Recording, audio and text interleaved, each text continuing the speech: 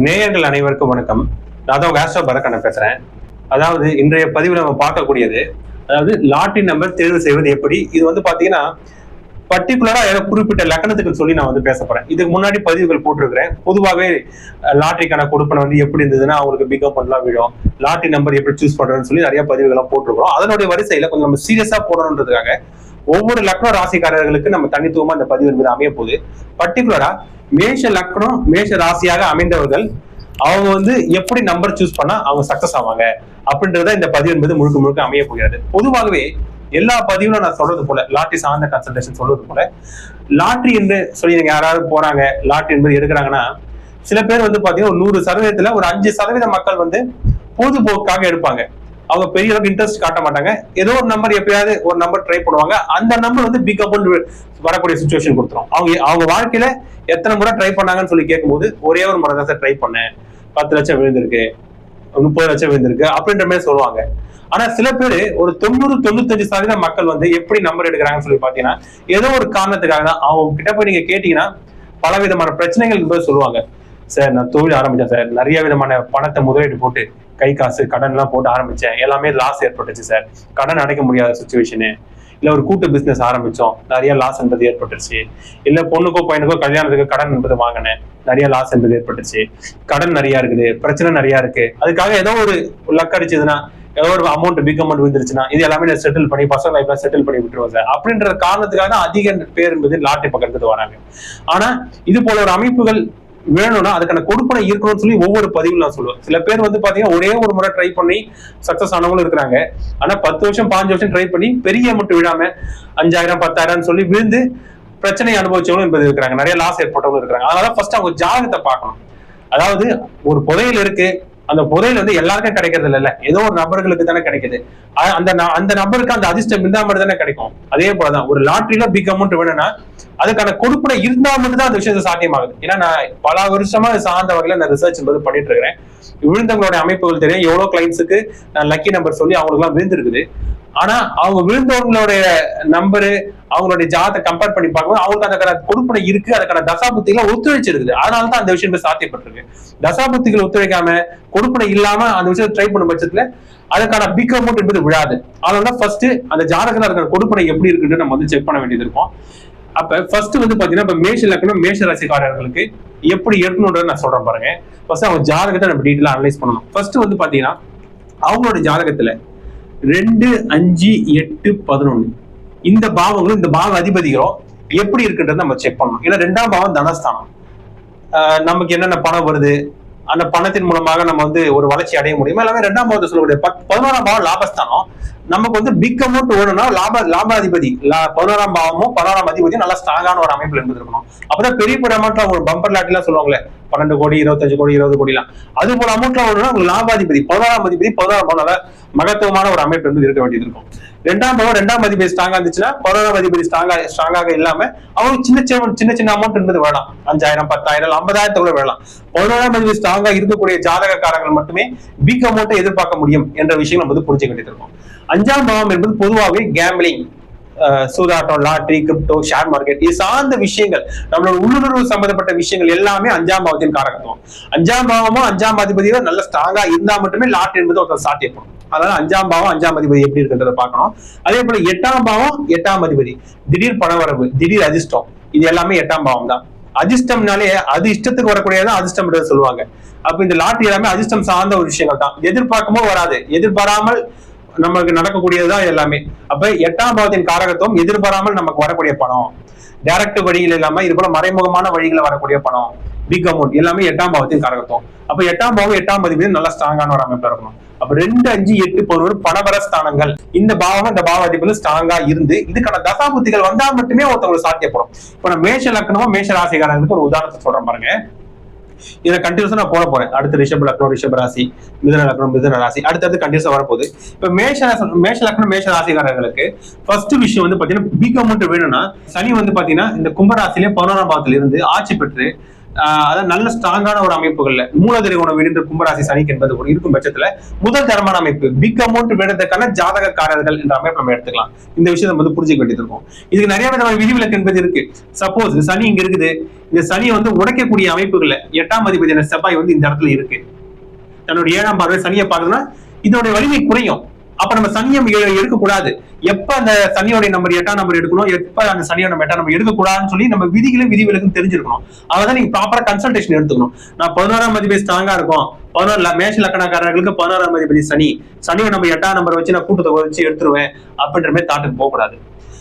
மேஷ லக்கணத்துக்கு 11ஆம் இடத்தில் சனி வந்து இருந்து ஆட்சி பெற்றிருக்கக்கூடிய அமைப்புல இருந்தாலும், ஆனா செவ்வாயோடைய 8ஆம் அதிபதி செவ்வாயோட பார்வை சனி மேல வந்துச்சுன்னா இதனுடைய பாதிப்புகள், இதனுடைய வலிமை இந்த சற்று குறையும். அப்ப 8ஆம் நம்பர் எடுப்பது பதிலாக வேற ஏதாவது நம்பரை மாத்தி நம்ம எடுக்க வேண்டியது இருக்குன்னு புரிஞ்சுக்கணும் நம்ம. சரிங்களா? இப்ப அதாவது மேஷ லக்கணம் மேஷ ராசிக்காரர்களுக்கு 11ஆம் அதிபதி ஸ்ட்ராங்கா இருக்கிறது கட்டாயம். அடுத்து வந்து பாத்தீங்கன்னா 5ஆம் அதிபதி. 5ஆம் அதிபதினா சூரியன் தான் வருவாரு. சூரியன் வந்து இந்த இடத்தில் இருப்பது முதல் தரமான ஒரு அமைப்பு. இங்கேயும் இருக்கலாம், இல்ல சூரியன் வந்து திக்பலம் பெறக்கூடிய ராசி 10வது வீடு, இங்கேயும் இருக்கலாம். இன்னும் கூடுதலா இந்த இடத்துல இருந்து குருவுடைய பார்வையில் இருக்கிறாரு, லக்னத்தில் வந்து குரு இருக்கு, குருவுடைய 5ஆம் பார்வை சூரியன் மேல வந்து விழுது, இன்னும் ஸ்ட்ராங்கா இருக்கும். அப்ப சூரியன் நம்பர் 5ஆம் நம்பர் உங்கள்கிட்ட எடுக்க வேண்டியது இருக்கும். 5ஆம் அதிபதி ஸ்ட்ராங்கா இருக்கு, நிச்சயமாக பிகமன் விடுறதுக்கான அமைப்புகள் வந்து வந்துரு. 11ஆம் அதிபதி ஸ்ட்ராங்கா இருக்கு, 5ஆம் அதிபதி ஸ்ட்ராங்கா இருக்கு மேஷ லக்னம் மேஷ ராசிக்காரர்களுக்கு. அதே போல சுக்கிரன் இருக்கு. சுக்கிரன் வந்து இந்த 12ஆம் பாவத்தில் இருந்து உச்சம் பெற்றிருக்கக்கூடிய ஒரு அமைப்பு. 12ஆம் பாவம் கெட்டதுன்னு போயிடக்கூடாது. 12ஆம் பாவம் தான் இன்வெஸ்ட்மெண்ட், நம்ம பயன்படுத்தக்கூடிய, அதாவது நம்ம இன்வெஸ்ட்மெண்ட் பண்ணக்கூடிய அமௌண்ட் பிக் அமௌண்டா வருமா இல்ல லாஸ் ஏற்படுத்த முடியும், 12ஆம் பாவத்தின் காரகத்துவம் தான். அப்புறம் மேஷ லக்னம் மேஷ ராசிக்காரர்களுக்கு 2 7ஆம் அதிபதியான சுக்கிரன் லக்னத்துக்கு 12ஆம் பாவத்துல உச்சம் பெற்றிருக்கக்கூடிய நல்ல அமைப்பு நம்ம எடுத்துக்கலாம். சரிங்களா? அப்ப இதையும் நம்ம பார்க்க வேண்டியது இருக்கும். இப்ப செவ்வாய் இருக்கு, செவ்வாய் வந்து இந்த இடத்துல இருக்கு, 8ஆம் பாவத்திலே இருக்கு. 8ஆம் பாவனாலும் கெட்டதுன்னு போயிடக்கூடாது. 8ஆம் பாவம் தான் திடீர் அதிர்ஷ்டத்தை ஏற்படுத்தக்கூடிய ஒரு அமைப்பு. அப்ப 8ல வந்து செவ்வாய் ஆட்சி பெற்றுருது, குருவுடைய 7ஆம் பார்வை இந்த இதுக்கு மேல விழுது. அப்படி இல்லைன்னா சனியோடைய பார்வை இந்த இடத்துல 2ஆம் பாவத்துல சனி இருந்து சனியோட 7ஆம் பார்வை விழுது, இல்ல சனியோடைய 3ஆம் பார்வை 6ஆம் பாவத்துல இருந்து சனியோட 3ஆம் பார்வை விழுது. சனியை நான் எடுத்துக்கிறேன்னா சில நேரத்துல சனி நல்லது பண்ணும், சில நேரத்துல சனி கெட்டது பண்ணும். சனி பார்வை எல்லா டைமும் கெட்டது பண்ணிட்டுன்னு கிடையாது. சனி வந்து இந்த மேஷ லக்கணக்காரர்களுக்கு 10 11ஆம் அதிபதியா இருக்கிறதுனால இந்த லக்கணக்காரர்களுக்கு பண வருவாயை ஏற்படுத்தும். அப்ப சனியோடைய 3 7 10ஆம் பார்வை என்பது இந்த செவ்வாயின் மீது 8ஆம் பாவத்தில் கூடிய செவ்வாயின் மீது விடும் பட்சத்துல நிச்சயமாக பணத்தை தரும். இந்த இடத்துல வந்து பணத்தை தராதுன்ற நம்ம போயிடக்கூடாது. சரி, இப்போ ஒரு காம்பினேஷன் சொல்லியிருக்கிறேன். இப்ப இந்த மேஷ லக்னம் மேஷ ராசிக்காரர்களுக்கு இது போன்ற அமைப்புகள் இருக்கு. இப்ப நான் என்னென்ன கிரகம்லாம் ஸ்ட்ராங்கா இருக்குன்னு சொல்லியிருக்கிறேன். ஃபர்ஸ்ட் சனி சொல்லியிருக்கிறேன்னா, சுக்கரன் சொல்லியிருக்கிறானா, சுக்கரன் வந்து 12ல இருந்து உச்சம் பெற்றக்கூடிய அமைப்பு நல்லா ஸ்ட்ராங்கா இருக்குன்னு சொல்லியிருக்கிறானா, சூரியன் ஸ்ட்ராங்கா இருக்குன்னு சொல்லியிருக்கிறானா, அதே போல 5ஆம் அதிபதி சூரியன், அதே போல வந்து பாத்தீங்கன்னா 2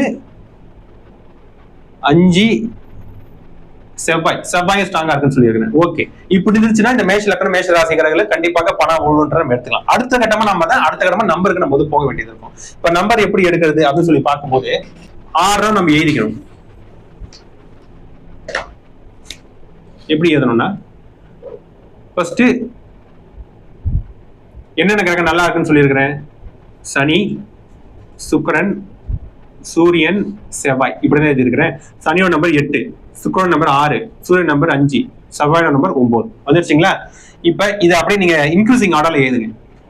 ஃபர்ஸ்ட் வந்து பாத்தீங்கன்னா சின்னதா இருக்கக்கூடிய நம்பர் 5, அது வந்து பாத்தீங்கன்னா சூரியன்.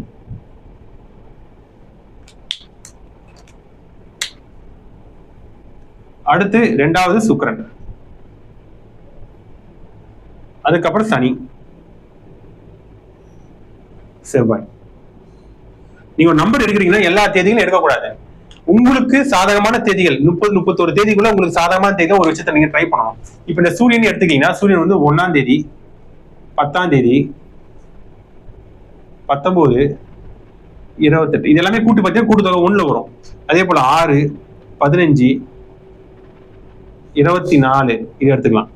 8, 17, 26, 9, 18, 27 இதெல்லாம் கூட்டி பாருங்க. எல்லாமே கூட்டுத்தொகை வந்து பாத்தீங்கன்னா இது 6ல வரும், 8ல வரும், இது 9ல வரும்.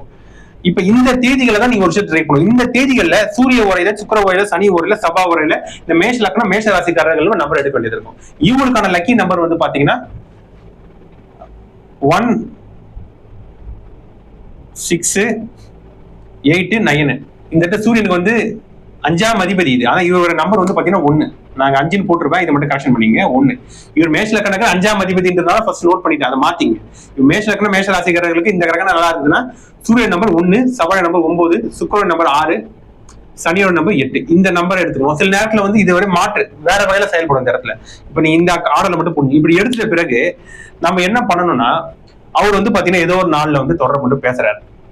அவர் ஒரு நம்பர் செலக்ட் பண்ணக்கூடாது. இந்த தேதிகளை ட்ரை பண்ணணும்.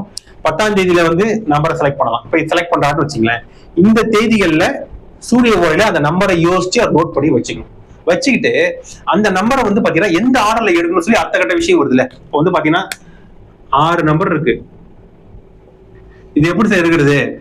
10ஆம் தேதியில யோசிக்கிறாரு. அது வந்து பாத்தீங்கன்னா சூரிய உரையில வந்து அது யோசிச்சு வச்சிருக்காரு. இப்ப கூட்டுத்தொகை 1ல வருவது போல எடுங்க. நீ என்னைக்கு யோசிக்கிறீங்களோ 10ஆம் தேதினா 1ல எடுத்துக்கலாம். இல்ல 5ஆம் தேதி யோசிக்கிறீங்கன்னா கூட்டுத்தொகை 6ல எடுக்கிறது போல எடுக்கணும். அது போல நம்ம வந்து மாத்திக்க வேண்டியது இருக்கும். எல்லா டைமும் ஒரே டைம் எடுத்துக்கூடாது. 8ஆம் தேதி நீங்க யோசிக்கிறீங்க, நம்பர் சூஸ் பண்றீங்கன்னா சனியோட நம்ம 8ல வருவது போல நம்ம அந்த கூட்டுத்தொகை வருவதோ நம்ம வந்து செக் பண்ணி வச்சுக்கணும். சரிங்க, அந்த விஷயத்தை பார்க்கணும். என்னைக்கு நீங்க யோசிச்ச நம்பரை சூஸ் பண்றீங்களோ அன்றைய தேதி அன்றைய தேதியோட கூட்டுத்தொகை வருவது போல நீங்க அந்த 6 நம்பரோட கூட்டுத்தொகையை வந்து பார்க்க வேண்டியது. இந்த விஷயம் புரிஞ்சுக்கணும். இப்ப இந்த ஆர்டர்ல எந்த நம்பர் எப்படி எந்த ஆர்டர்ல எடுக்கலாம் அப்படின்னு சொல்லி பார்க்கும்போது, இப்ப இந்த நம்பர் வந்து பார்க்கும்போது நீங்க அன்றைய நாளோட கோச்சாரத்தை நம்ம வந்து பார்க்க வேண்டியது இருக்கும். இப்ப நான் அந்த 10ஆம் தேதி சொல்லியிருக்கேன்னா, இந்த 10ஆம் தேதியில நம்ம வந்து பிளானட்டரி பொசிஷன் ஜாதகத்தை ஒண்ணு போட்டு சந்திரன்ல இருந்து எல்லா கிரகமும் எப்படி போகுதுன்றத பார்க்கணும். ஓகேங்களா? இப்போ உதாரணத்துக்கு வந்து பாத்தீங்கன்னா, இப்ப நான் ஒரு அமைப்பு சொல்றேன் பாருங்க. இது ஒரு உதாரண ஒரு பிளானட்டரி பொசிஷன். இந்த 10ஆம் தேதி அப்படிதான் இருந்திருக்குன்னு கிடையாது. நான் உதாரணத்துக்கு நான் போடுறேன். இதை நான் எப்படி எடுக்கணும்ன்றதுக்காக, அந்த ஆர்டர் எப்படி எடுக்கணும்ன்றதுக்காக உதாரணம் போடுறேன். அன்னைக்கு அந்த 10ஆம் தேதி சந்திரன் வந்து சிம்மராசில இருக்கு. இங்க ராகு, இங்க ஆப்போசிட்ல கேது.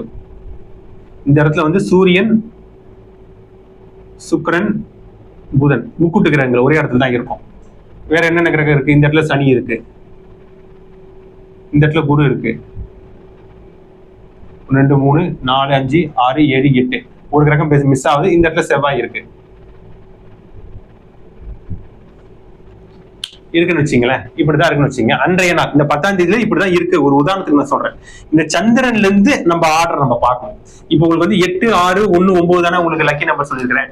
சனி, சுக்கிரன், சூரியன், செவ்வாய் தானே. இந்த சந்திரன்ல இருந்து இந்த கிரகங்கள் எந்த ஆர்டர்ல எந்த கிரகம் வந்து ஃபர்ஸ்ட் வருதுன்னு பாருங்க. சந்திரனுக்கு அப்புறம் ராகு வருது. சந்திரன்ல இருந்தா கணக்கு. சந்திரன் தான் 1, ராகு வருது. அதுக்கப்புறம் சூரியன் தான் ஒரு ஃபர்ஸ்ட் டிகிரி, ஒரு டிகிரி சூரியன் தான் முன்னாடி டிகிரில இருக்குன்னு வச்சுங்க. 30 டிகிரிக்குன்னா முதல்ல வந்து சூரியன் இருக்கு. அதுக்கப்புறம் சுக்கரன் இருக்கு. அதுக்கப்புறம் புதன் ஆர்டர் மட்டும் நீங்க பாத்துங்க. சூரியன் நம்பர் நான் கொடுத்துருக்கேன்னா 1, அப்ப இப்படி எடுத்துக்கலாம். 1ஆம் நம்பர் ஃபர்ஸ்ட் போட்டுக்கலாம். அதே போல 2வது கிரகமாக இந்த பாக்ஸ் 2வது கிரகமாக சுக்கரன் இருக்கு. சுக்கரன் நம்பர் 6 நம்பர் கொடுத்துருக்கேன்னா 6 இங்க போட்டுருங்க. அதே போல புதனுடைய நம்பர் வந்து 5ஆம் நம்பர் நான் கொடுத்துருக்கேன்னா கொடுக்கல. சரிங்களா? அப்ப அடுத்த கட்டமா அப்படி மேல போயிடணும். கேது நம்பர் கொடுத்துருக்கேன்னா கொடுக்கல. சனியோட நம்பர் கொடுத்துருக்கேன்னா கொடுத்துருக்கேன் 8 இது போட்டேன்னா. குரு நம்பர் 3 கொடுத்துருக்கேன்னா 3 கொடுக்கல. கொடுக்காத பட்சத்துல நீங்க வந்து 3 போடக்கூடாது. அதுக்கப்புறம் செவ்வாய் நம்ம 9ஆம் நம்பர் கொடுத்துருக்கேன்னா கொடுத்துருக்கேன். வந்துச்சுங்களா? இப்ப அடுத்த கட்டமா மறுபடியும் என்பது வருது. சந்திரன் வந்து நீங்க யோசிக்கக்கூடிய ராசியில வந்து பாத்தீங்கன்னா சூரியனோட வீடு. அப்ப 1ஆம் நம்பர் நம்ம போட்டுக்கலாம். இப்ப கூட்டுத்தொகை 1 வரணும். இது ஒட்டு மொத்தமா நீங்க கூட்டி பாருங்க. 7, அதுக்கப்புறம் 15, 24, 25 வந்துச்சுங்களா? 25 கூட எத்தனை போட்டா 1 வரும்? பிளஸ் 3 போடுங்க. 28 வருது. 28 மறுபடியும் கூட்டினீங்கன்னா 1 வருது. அப்ப ஆட்டோமேட்டிக்கா 3 வந்துடும். இப்ப நம்பர் இப்படி எடுக்கணும். இது ஒரு உதாரணம். இது போல எண்ணற்ற உதாரணங்கள் என்பது இருக்கு. இது மேஷ லக்னம் மேஷ ராசிக்காரர்களுக்கு 2, 5, 8, 11ஆம் அதிபதி கிரகத்தோட நம்பர் என்பது லக்கி நம்பர் தான். இது விஷயத்தை புரிஞ்சுங்க. மேஷ லக்னம் மேஷ ராசிக்காரங்க. இப்ப 2ஆம் அதிபதியான சுக்கிரன் நம்பர் 6ஆம் நம்பர் லக்கி நம்பர். 5ஆம் அதிபதியான சூரியன் நம்பர் 1ஆம் நம்பர் லக்கி நம்பர். அதே போல 8ஆம் அதிபதியான செவ்வாய் நம்பர் 9 என்பது லக்கி நம்பர். அதே போல 11ஆம் அதிபதியான சனியோட நம்பர் 8 என்பது லக்கி நம்பர். இதை மேஷ லக்னம் மேஷ ராசிக்காரர்களுக்கு லக்கி நம்பர். இது வந்து எப்பயுமே இப்படிதான் இருக்கும்ன்றது கிடையாது. சில நேரத்துல 11ஆம் அதிபதி சனி வீக்கா இருக்கும். ஆனா 16ஆம் பாவத்தில் குரு என்ற கிரகம் 11ஆம் பாவத்தில் என்பது இருக்கும். குரு வந்து ஸ்ட்ராங்கா இருக்கும், சுபகிரக தொடர்புகள் என்பது பெற்று இருக்கும். அப்படி இருக்கும்போது குருவோட நம்பரை இங்க எடுத்துக்க வேண்டியது இருக்கும். சரிங்களா, புரிஞ்சுக்கணும். நம்ம எல்லா டைமும் இதே மூலட்டமா பார்க்கக்கூடாது. இதையும் நம்ம புரிஞ்சுக்கிட்டு டீட்டெயில் அனலைஸ் பண்ணி நம்ம பார்த்து நீங்க எந்த நாள் இந்த நாள்ல எப்ப யோசிக்கிறீங்களோ, இந்த நாள்ல யோசிக்கிறீங்களோ அந்த நம்பர் கூட்டுத்தொகை நீங்க எடுக்கும் பட்சத்துல கண்டிப்பா சக்சஸ் ஆகுன்றதை நீங்க புரிஞ்சுங்க. இது போல அமைப்புல எடுத்துக்கிறது தான் பல பேருக்கு என்பது விழுந்து இருக்குது. அவங்களுக்கு ஜாதகத்துல தசாபதி எல்லா விஷயங்களும் ஒத்துழைச்சுதான் ஒரு விஷயம் சாதகமாகன்றதை புரிஞ்சுங்க என்று சொல்லி இந்த பதிவை எடுத்துக் கொள்கிறேன். மேலும் ஜாதகம் பார்க்கணும், இல்ல லாட்டி சார்ந்த ஜாதகத்துல கொடுப்பன இருக்கு, நம்பர் எப்ப எடுக்கலாம், லக்கி நம்பர் எனக்கு என்ன அப்படின்லாம் நீங்க கன்சல்டேஷன் தேவைப்படக்கூடியவங்க தொடர்பு கொண்டு பேசுங்க. எதுவுமே தெரிஞ்சுக்காம நீங்க பணத்தை விரயம் பண்றது ஒரு வேஸ்டான ஒரு விஷயத்தை புரிஞ்சுக்கணும். ஃபர்ஸ்ட் நம்ம தெரிஞ்சுக்கிட்டு அதுல கொடுப்பனைகள் இருக்கா, எந்த காலகட்டத்தை ட்ரை பண்ணணும், அப்படி பண்ணாதான் ஒரு சாணக்கியமான ஒரு விஷயன்றது. நான் அடிக்கடி ஒவ்வொரு பதிலும் நான் சொல்லுவேன். மேலும் எது சார்ந்த கன்சல்டேஷனாலும் தொடர்பு கொண்டு பேசுங்க. வாஸ்து, நியூமராலஜி எல்லாமே என்னுடைய ப்ரீவியஸ் வீடியோஸ்ல போய் பாருங்க. எல்லாம் நான் பிளேலிஸ்ட்ல போட்டுருக்கேன், ஆஸ்ட்ரோ பார்க்க பிளேலிஸ்ட்ல போட்டிருக்கிறேன். பல முக்கியமான தகவல் அடங்கி இருக்குன்னு சொல்லி இந்த பதிவை முடித்துக் கொள்கிறேன். மீண்டும் பல நல்ல தகவலுடன் உங்கள் அடுத்த பதிவில் சந்திக்க வரை உங்களிடம் விடைபெறுவது உங்களின் ஆஸ்ட்ரோ பார்க்கிறேன். நன்றி, வணக்கம்.